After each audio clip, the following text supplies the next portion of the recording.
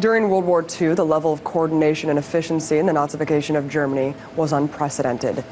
But the systematic extermination of people based on race and class may not have even been possible were it not for the many corporate interests that aided and abetted the Nazis during the war. You know, for everything we learned about Hitler in the Second World War, the one thing that's conveniently omitted from history books is the role corporations played in the conflict. For example, the world-famous fashion designer Hugo Boss, who we can now all thank for the terrifying and now infamous black uniforms worn by the German SS and the brown shirts worn by the Hitler Youth, as well as an entire fashion collection for the Third Reich. Well, being a Nazi Party member himself, Hugo Boss benefited greatly from the cheap labor of concentration and POW camps to manufacture the uniforms. Then there's Siemens, the multinational engineering/electronics giant. See, during Hitler's rise in the 1930s, Siemens was used Nazi prisoner labor to build everything from railway infrastructure to communications and electrical power. In 2002, Siemens received international condemnation for its plans to trademark the name Zyklon for a line of home appliances that included gas ovens. Coincidentally, Zyklon is the same name as the deadly poison gas used to exterminate Jews at concentration camps. You might also recognize the company that actually manufactured the gas, Bayer.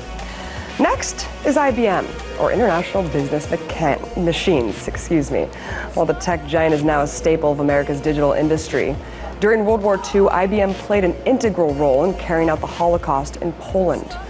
Thousands of documents archived in 7 different countries have proven how this company knowingly worked hand in hand with the death machine. See, IBM produced punch cards for the Nazis, better known as Hollerith tabulators, which were the precursor to the IBM computer. And according to researcher Edwin Black, the Hollerith was used to keep records and statistics of the death camps. For example, calculating the rate of deaths per square kilometer of railway due to starvation.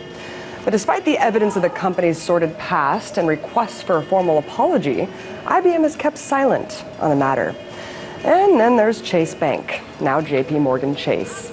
And while we don't need any more reasons to distrust this financial behemoth, between 1936 and 1941, Chase, along with a few other U.S. banks, helped Germany with currency exchange. Unclassified documents from the U.S. Department of Treasury point to a disturbingly close working relationship between Chase and German authorities. In fact, in 1998, Chase finally acknowledged that its Paris office had preemptively seized nearly 100 Jewish accounts before German officials had even asked them to do so. But perhaps the most shocking example of the corporate Nazi connection is Ford Motor Company, Hitler's most prominent foreign benefactor. Yes, the legendary American entrepreneur Henry Ford was also a famous anti-Semite.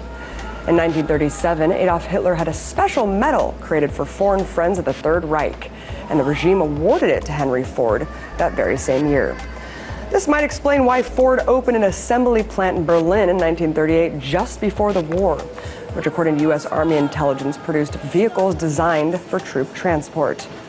But these are only a few examples of the handful of corporations that ensured the success of the Holocaust. And thankfully, Hugo Boss and Siemens have set up a compensation fund for the victims of Nazi Germany. But look, while we learn a limited scope of how the Holocaust happened and why, we must acknowledge the role corporations played in these unimaginable horrors. Only then can we begin to hold accountable the many corporations that continue to profit from war and genocide today.